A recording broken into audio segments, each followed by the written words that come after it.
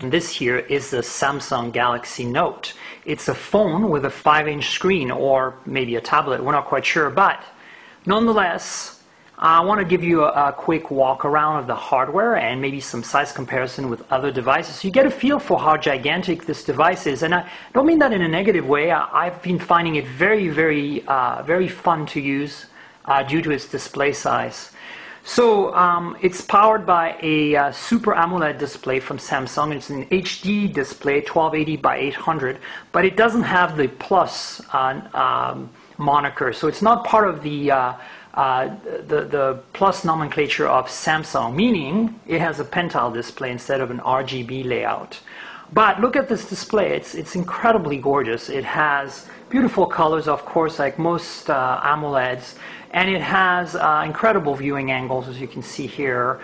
There's a skylight right above here, as you can see in the reflection, and it's still showing me some amazing performance here. Let me show you some black so you can see the contrast ratio on this. It's really quite incredible.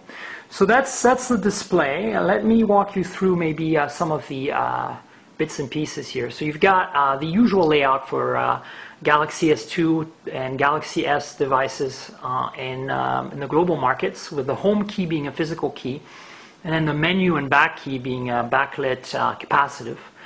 And top here you have the Samsung logo and an earpiece, as you can see, and a front-facing camera, 2 megapixel.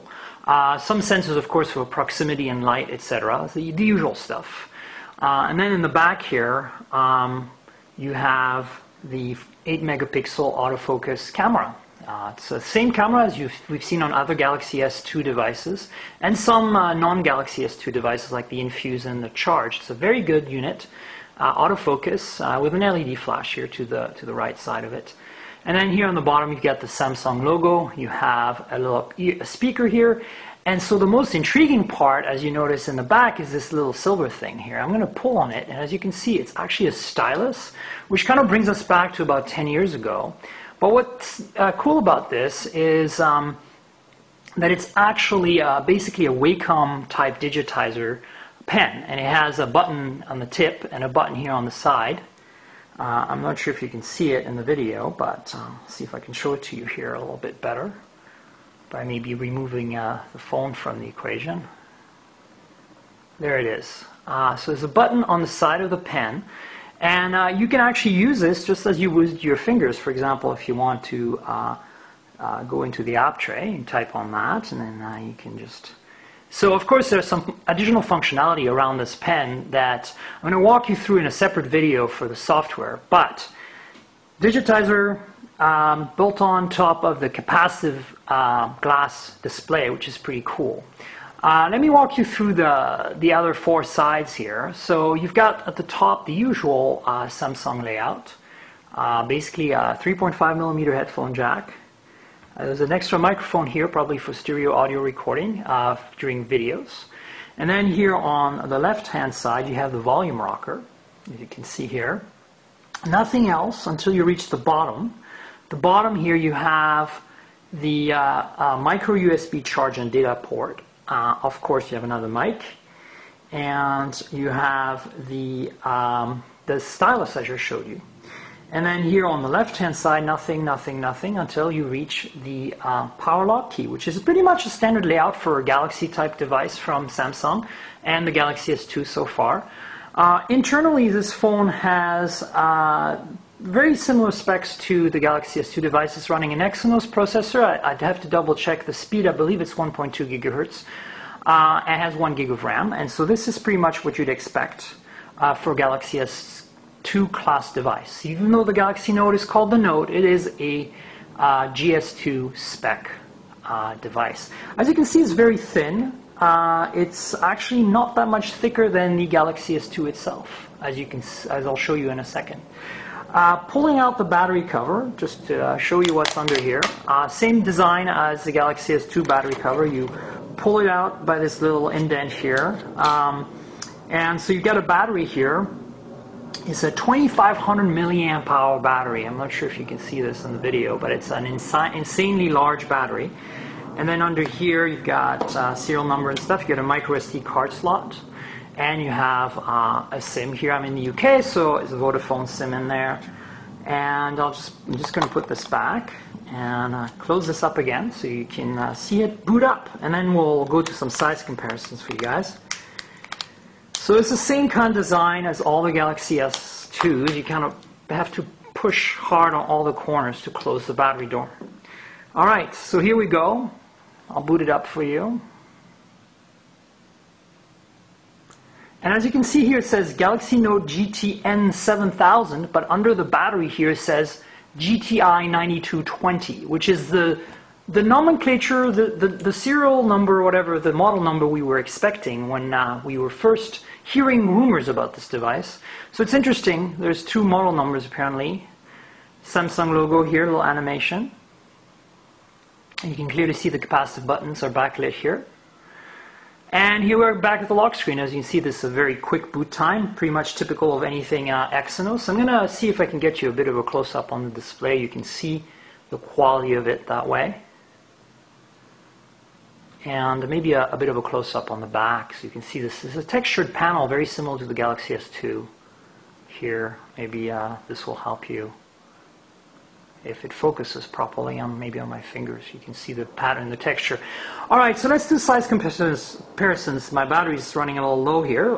Battery life's still a little undecided. We've really only had this device for a few hours, so we haven't really been able to compare it to other devices very much. But it's doing really well. I mean, we've been going crazy with it all afternoon. So this is a standard Galaxy S2, the European model here. 4.3-inch Super AMOLED Plus display. So it gives you an idea of the size difference. Not quite sure why the screen is so bright on this guy right now. Maybe it's not realizing that it's in bright light. But you can see the difference here, 5 inches versus 4.3 inches. Yeah, it's quite the size difference. It's interesting because I'll show you another phone in a second. That what is pretty much what I considered to be the biggest thing I'd want. And so it's a little challenging with the Note because it's really quite large and almost maybe too large. So anyway, this is what it looks like in the back. As you can see, it's kind of like the Galaxy S2 is like a baby Note, or the Note is a giant Galaxy S2. Slightly different layout with the pod here. The pod actually encompasses both on the Galaxy S2, both the flash and the camera, but here you can see it's a different designs, more like the old Galaxy S was. And then let's do thickness. I'm going to try to line up the edges so that it's fair comparison here. So it's going to be a little tricky.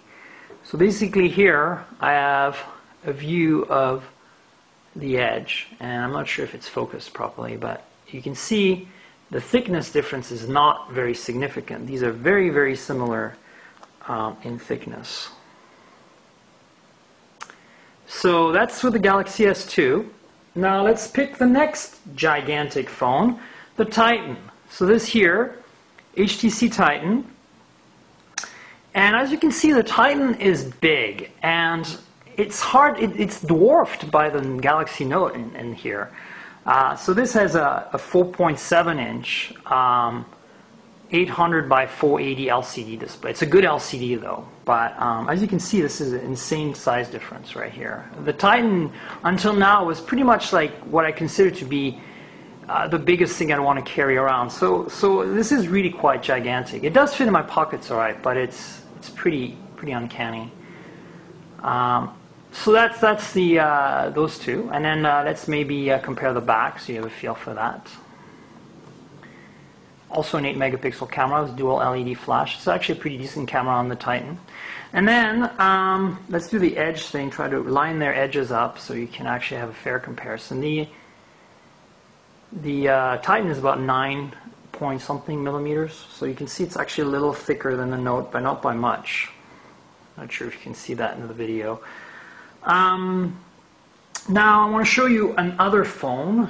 It's kind of a well-known entity, really. It's the the Nexus S. So here's the Nexus S, and look at how tiny this looks in comparison. Here, let's bring up the app tray for both of them. This is the the Nexus S. The Nexus S looks like half the size of this incredible Galaxy Note. And they're very similar displays because they're both Penta, but different resolutions, of course. In the back, they look like this. You can see that the Note is gigantic. I know I keep saying that, but it's really quite amazingly big, but yet not too big. You can actually put it in your pocket. And here's lining up the edges here. Here's the Nexus S versus the Galaxy Note. You can see my fingers behind the Nexus because of its curved glass. Another point of comparison is the iPhone 4. This is not a 4S, but it's a 4. So here we have IPS panel versus Super AMOLED, pentile versus non-pentile, very high resolution, 960 by 640 versus 1280 by 800 here. Again, the Note literally dwarfs the iPhone 4. This is what they look like on the back. And then finally the thickness. The iPhone looks pretty much porky. Well, not really, but I mean it doesn't look quite as thin as we'd expect, because the Note is a very, very thin device. So this is what it looks like here. And then lastly, just because I have it here, it wouldn't be unfair to not show it to you guys, is the Nokia N9, the MeeGo phone. I'm here in London for Nokia World, so it's only fair that I would show you this. I'm trying to find the power button here. So this is both are AMOLED pentile, not Super AMOLED, but basically this is clear black, this is Super AMOLED. Similar technology where there's very little distance between the glass and the actual matrix of OLEDs, and it makes for displays where really things just float, as you can see, literally over the screen. And let's have a look at the back. Both have 8 megapixel autofocus cameras. This is a Carl Zeiss lens with a dual LED flash. And then the thickness, the N9 is actually a 12 point something millimeter phone, and it doesn't look too thick because it's got a lot of convex shapes, and it's shaped such that it looks thin, but you can see the Note is thinner. So that's basically it, the quick walk around the hardware of the Galaxy